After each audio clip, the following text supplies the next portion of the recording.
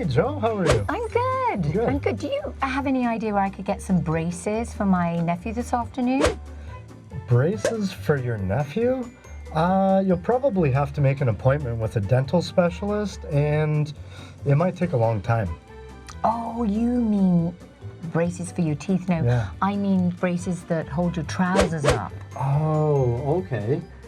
Here, we use the word suspenders Oh.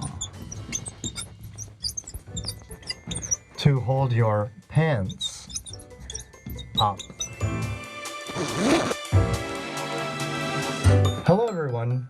Today in this video we're going to talk about terms differently used in British and North American English for clothing. You know, my nephew got a pullover with a policeman on the top. He adores it. Oh. How could someone adore being pulled over by the police? Well, no, a pullover is a knitted top. Hasn't got any buttons at the front, so you have to pull it over your head. Oh. Got it. You mean sweater.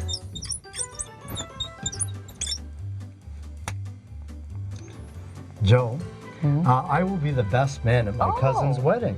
Oh, great. I need to buy a vest. Oh, but Colin, don't you think you should focus on something more important, like a three-piece suit? I mean, no one's going to see your vest. But Joe, that's what I'm talking about. I mean a vest as part of a three-piece suit. Oh, got it. We both speak English, but we don't always use the same English vocabulary. In British English, we call it a waistcoat. Oh, it's confusing, eh? So what does vest mean to you?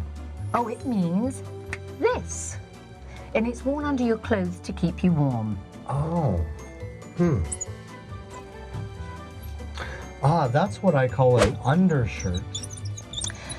I couldn't find my trainer for our team meeting on Sunday. Did you try and call them? Oh, Colin, how can a pair of shoes answer the phone? Oh, you mean sneakers.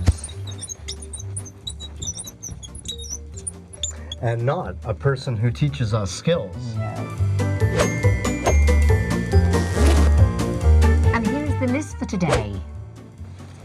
Braces, Suspenders, trousers, pants, pullover, sweater, waistcoat, vest, undershirt, trainers. sneakers. Thank you very much for watching, and see you in our next video about school.